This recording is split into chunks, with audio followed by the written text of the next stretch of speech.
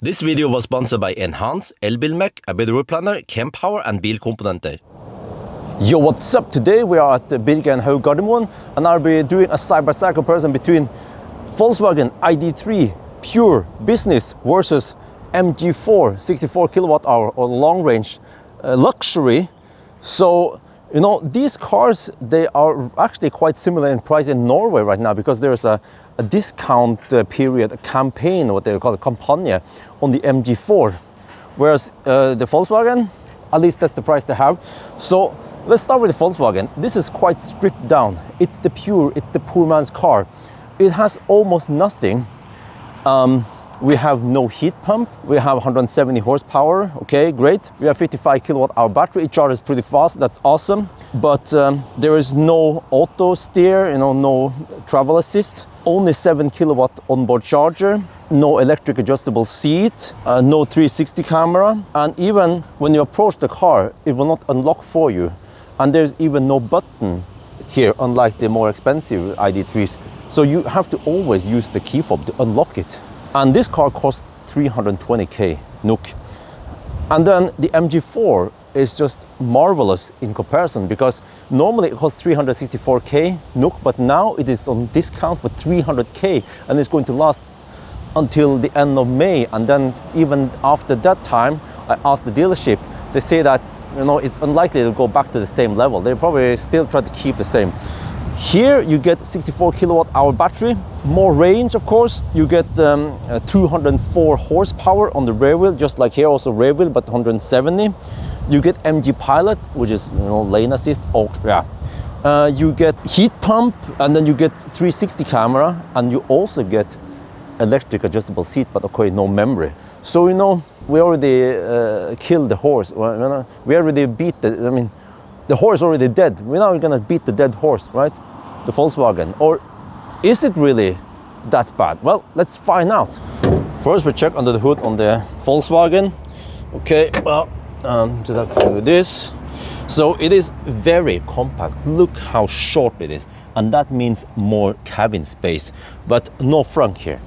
The MG4 in comparison has a more traditional length on the hood. It is a lot longer, but what did they put in here? Okay, there's no frunk, just car stuff. I mean, both of these are rear-wheel drive. You don't need big inverter or motor in the front.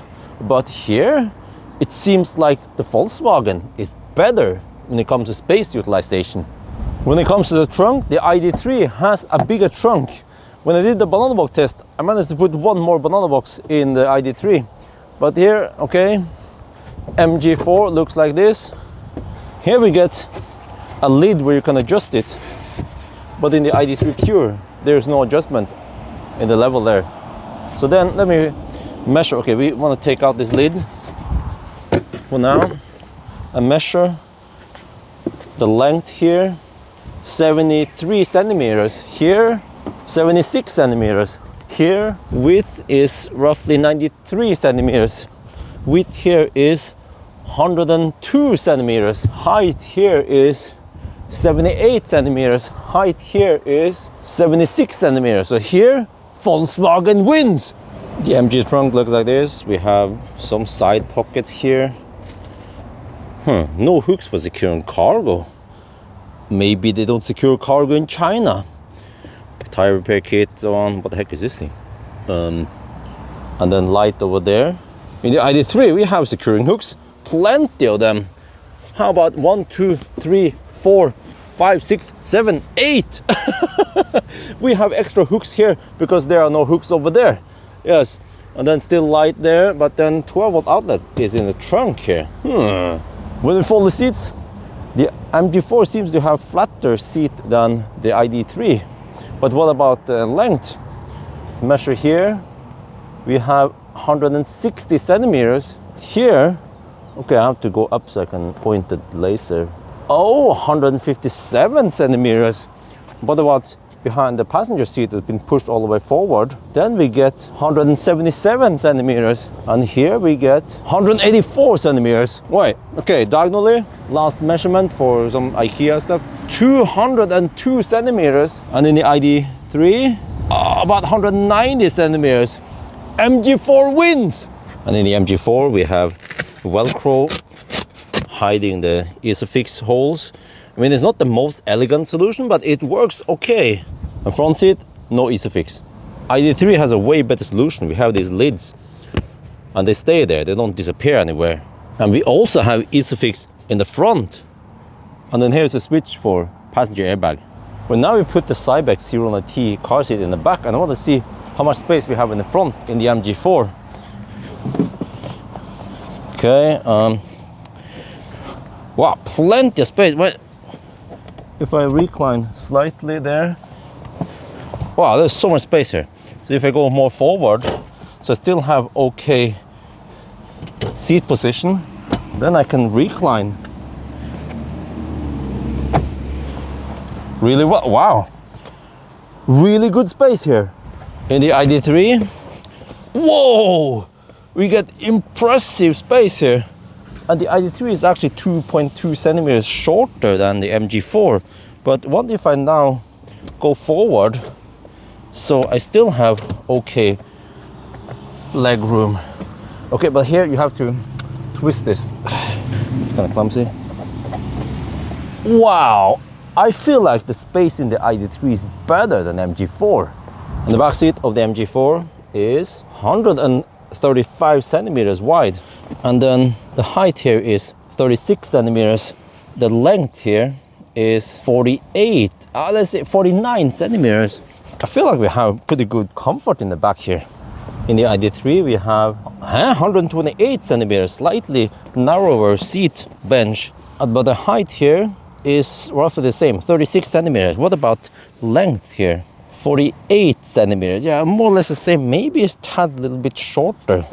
I feel like the comfort in the MG4 is better. Back seat of the MG4, we have one USB-A, we have a little tray here for storing some stuff, we have some pockets here. Lots of hard materials. Okay, white roof. Oh, headroom, not the fist, 3 fingers maybe. What about center? Oh, then you get higher up and then maybe 2 fingers of clearance only. And then do we have a ski opening? No center console, no ski opening. In the ID3 we have 2 USB-C ports there. And then, well, we have the ID interior. Oh, lots of hard plastic also. Okay, some stuff there.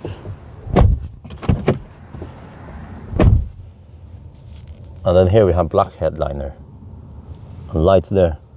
Headroom here is also just two fingers, 3, I'm not sure, 2 finger. What about middle seat? Must be really tight. Oh shit, man. Not even a finger of clearance here. I'm just rubbing the headliner. But then here we actually have a center console with cup holder there, and then also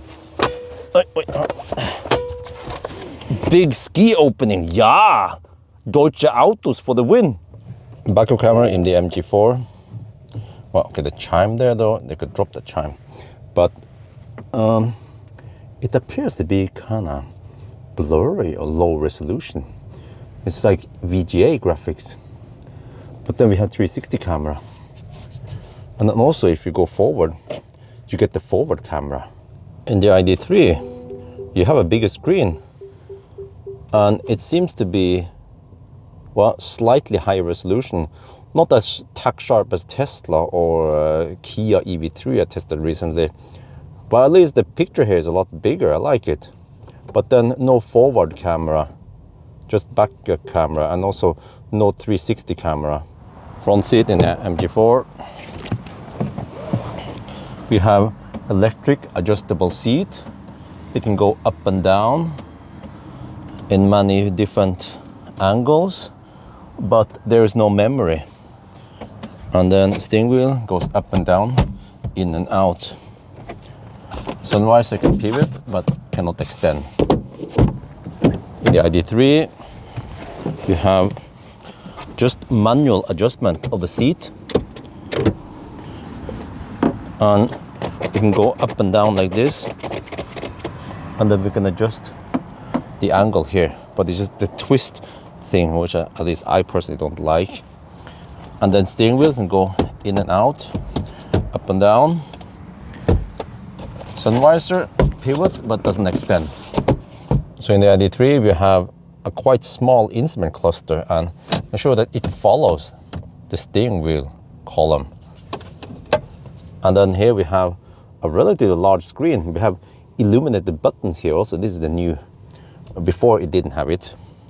Center console here with 2 cup holders, wireless charging pad for your phone, and also 2 USB-C there.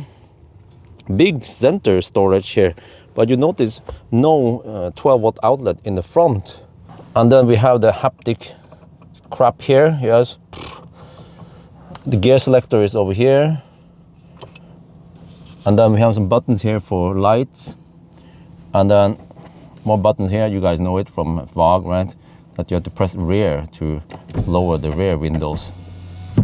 And then door closing sound here. Okay, yeah, I have a bottle there, sorry. Headroom in the front is plenty. I don't even have the seat in the lowest position. We have fabric seats, not that much side support, but yeah, just fabric all over the place. In the MG, you have a bigger instrument cluster, but a smaller main screen. And there are some physical buttons down here, manual controls. The wireless charging pad here is hopeless because things can slide off it. Well, it depends, but there's some rubberized surface there.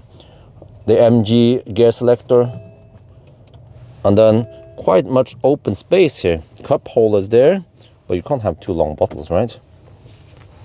Nice center console.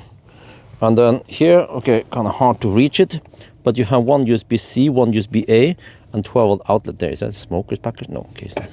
Only Audi has that. But yeah, also nice spacious center console. Well, actually, it's not that spacious here, but the whole thing here is quite spacious. But here we have some synthetic leather with better side support, and then some fabric in the middle. And on the steering wheel, you don't have that haptic feedback shit. There are physical buttons here. They work way better. Also on this side here. And then door closing sound. And then here we actually have buttons for all the windows. Huh? How about that? And then also here we have some adjustment for mirror and light height here. Headroom here is also plenty. I just happen to be in the lowest position. And now we're going to do a consumption test between these 2 cars. So the MG4 is equipped with Bridgestone Turanza 235/45/18, and then we have aluminium rims here, and then some plastic cover, just like Tesla, to make it more aerodynamic. And this is non-staggered, even though they're rear-wheel drive, both of them. And the ID3 has also Bridgestone Turanza, so that's good, but 215/55/18. And then here we also have some aerodynamic rims, but it's just massive. Okay, we start off with the MG, and then drive mode, I think we just want to use normal mode. No sport or anything, no eco, but you see here region, we can choose many different levels. Okay, 1 pedal drive, or adaptive, or yeah, you can see here when you change it, that's the, they call it KERS, the kinetic energy recovering system. So I think I want to have it on high and maybe 1 pedal drive. Let's see how I do it. And then MG Pilot, I think it's on right now. You turn off the overspeed alarm. And then if you go to navigation here, this is quite primitive. So I navigated to Nebbenes. We'll take a 38-kilometer loop. We see here 19 kilometers away, but it doesn't show you how many % you arrive with. This seems to be more or less the same software, or very similar software as other Chinese cars. So with 204 horsepower on the rear wheel, it feels nice. And it's, I don't know what you call this, but it's like a low coupe, or yeah, a hot hatchback, right? It's fairly quick, but it doesn't give that instant torque. Maybe I have to go into sport mode. Oh wow, it is fun to drive. And also I like the strong regen. Having a one pedal drive. But there's a slight motor whining from the rear. You can hear it maybe when you accelerate. But I mean, it's not bothering me, and also it's not high frequency noise. So it's just a nice and gentle way of giving you feedback on what's going on. We are on E6 now, the motorway, and I'm cruising at 92 on the speedo. That's 90 GPS speed. I want to make it as consistent as possible. But I almost feel like HVAC has been set to 21 degrees Celsius, but I almost feel like it's too cold. I'm going to set it to maybe 22 then. Okay, there's no half degree adjustment here, but I have it in eco here. And then we have MG Pilot active. It's doing a good job. Let me see, there is a merge coming, and then at the merge there are no dotted lines on the dash line on the right side. Wow, it did it fairly well, but it seems like it lost here a bit. Uh-oh, okay, that's not good. Yeah, just look at this. There. Now the green steering will come back. So, I mean, it's okay. Yeah, the MG Pilot, but the noise level doesn't seem to be the best. Even though we have 45 profile tires and 235, but there's at least some rubber there. So, yeah, okay. And also, yeah, we just happen to have somewhat strong headwind. But okay, you can hear some wind noise, but mostly just rumbling from the rough Norwegian asphalt we're driving on right now. So I would say that the soundproofing on the MG4 is not the best. And what I remember also in the noise test, it didn't score that well. I mean, it's like average-ish. Well, we turn around, we're heading back now. And consumption so far is 188 watt-hour per kilometer. But I noticed something. In the MG4, there are plenty of piano black finishes all over the place, so that almost at any time you will see some reflection somewhere from here or whatever. Oh no! So that piano black needs to go. Maybe you wrap it, or I don't know, use sandpaper, whatever. It's the devil. But let me try to catch it. I noticed something else also, is that the adaptive cruise control is not that smooth. Sometimes it will just slow down quite noticeable, and then after a little while it speeds up again. So it makes the actually makes the adaptive cruise control not as smooth. Okay, you see, now we go downhill, the speed increases slightly, and then suddenly it slows down quite a lot. And then wait for it. You see it regens. But then, okay, yeah, well actually, yeah, I forgot. As long as we're on the downhill, then it just does this not smooth. But then, okay, now it flattens out and it will go uphill soon. And it still slows down. And then it accelerates. So, no, this is not good. They need to tune this so it becomes smoother. Okay, after a while I feel like the MG4, even though it's like a small compact hatchback, it has slightly soft-ish ride. Yeah, not super sporty or anything like that. So over some of the bumps, it tends to wag a bit over the bumps. I mean, no big deal really. You still have that comfort, but maybe not the best sportiness. All right, we averaged 169 watt-hour per kilometer, and then the reported distance was 37.7 kilometers. Let's see how the ID3 is in comparison. The navigation in the ID3 is a lot better. We want to go to the same place here, but if you click here and click here, you can see how many percent you will arrive with. However, it's a bit clumsy that you have to dig in so many layers here. It should be visible here, or even here, like some of the other VOGs, which is the Audi A6 or Q6 e-tron. But then, okay, mode, this first. Okay, speed one off. I like it that it's in the same list here. And then driving mode, I'll be using eco. Well, no, I used normal mode, so I'm going to use comfort this time. Yeah, shouldn't matter because these are just rear-wheel drive. There's not that much you can do, except for maybe that HVAC will be in some kind of eco mode, and it is now already kind of eco-ish on this side. It's not cooling down that side.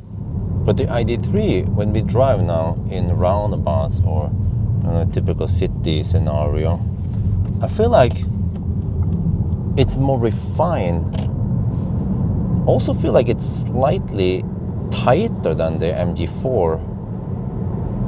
But just the way it goes over bumps, maybe it's the way the Germans have tuned the suspension, is that it doesn't feel as bouncy as the MG4, but still comfortable. Although this is German engineering at its best. Let me see now. Roundabout, we try to go fairly fast around it. Yeah, okay, still some body roll, but nice and tight. And then when it comes to power, okay, let me lower the speed a bit. Okay, it's still quick, but okay, not as quick as the 204 horsepower MG4. This is only 170 horsepower, but it's still quick enough. Because this is the poor man's Volkswagen, there's no auto steer here, that's paid extra. So there's some emergency lane, yeah, to prevent you from crashing if you fall asleep, or I don't know how well it works, but no lane assist, or I mean, no, actually it's called travel assist, yeah, there. But the screen here, I mean, it's bigger and it feels better tuned, and the whole OS here feels better to use, better ergonomics, better, more intuitive than the MG. I forgot to mention the MG. There were some buttons here and some mode stuff that is not intuitive at all. How you click and switch between what the buttons does. Here, on the other hand, we have this haptic crap. Yeah, why do I keep calling it crap? Because if you misclick the speed here gently, also I want to increase by 1, not 10. But if you press a bit too hard, then suddenly it jumps up by 10. So you have to be really sensitive how you do things. And also, if you misclick on this middle button here, it would change into the change distance. And then you'll be like, no, I want to change distance. I want to change speed because the speed limit just changed. So no, you can't do that. You have to wait until the timeout, and now you can change speed again. So I don't like that kind of overloading of function over some haptic crap. When it comes to noise, though, I think you guys can even hear it. It is quieter than the MG4. Okay, we have only 215 versus 235 tires, because wider tires should generate slightly more rumble noise. Yeah, true. But and also this is 55 profile versus 45. But it just feels like the soundproofing on the car itself here in the ID3 is better than the MG4. And unlike the MG4, here the cruise control is super smooth. It doesn't do any harsh slowdown or acceleration. It just it figures out what happens with the uphills, downhill, and it will just run it smooth all day, no problemo. Wow, the consumption here was 143 watt-hour per kilometer, a lot better than the MG4. This is also what I got when I tested at 90 test earlier. But here the distance reported is higher, 38.2 kilometers. Okay, when it comes to the consumption, I corrected the distance on the ID3 versus the MG4 to get the same comparable result. Well, but the MG4 seems to be slightly thirstier than I expected. So it could be because when I did the MG4 test first, it wasn't that warm. But you know, well-engineered EVs shouldn't be that much affected by outside temperature, but maybe the drag coefficient here in the MG4 is not as good as the ID3. So here the ID3 is the winner when it comes to consumption, but the MG4 has a bigger battery. I measured 63.1 kilowatt-hour net capacity, and then the ID3 has only 50.9 kilowatt-hour. This is actual test, was a Sunday drive. So this is what I've seen also, that the MVB platform, usually the actual kilowatt hour you get out of it, it's slightly less than the spec. But in this test at least shows that the MG4 has just slightly more range than the ID3. But I bet if we draw it side by side or after each other, right, then the differences should be smaller. However, in 1000 kilometer challenge, the MD4 is faster. It did it in 10 hours and I think it was 10 minutes, 10:10, whereas here it was 10:25. So, you know, it makes sense that it is slightly slower because it has a smaller battery, but it charges really fast, the ID3 also. So, yeah, which car should I choose? Both of these are great cars, right? Yes, they have the strength in their own way, but then I just feel like you get so much less equipment here, that Volkswagen stripped down so much here. And now with the campaign, 300k versus 320k, I mean, I like efficient cars. I like the ride of the German autos, but I just cannot ignore that you get so much equipment here. Even though we have not so smooth infotainment, there's piano finish all over the car. I have to go for MG4 if I have to choose between these two. But it's not like I don't like Volkswagen. I like ID7, for example. But in this comparison, sorry, Volkswagen, MG wins. But what about you? If you have to buy a car that costs around 300k, which car would you go for? So that's gonna be for now. Hope you guys enjoyed this video. As always, thank you for watching and talk to you later.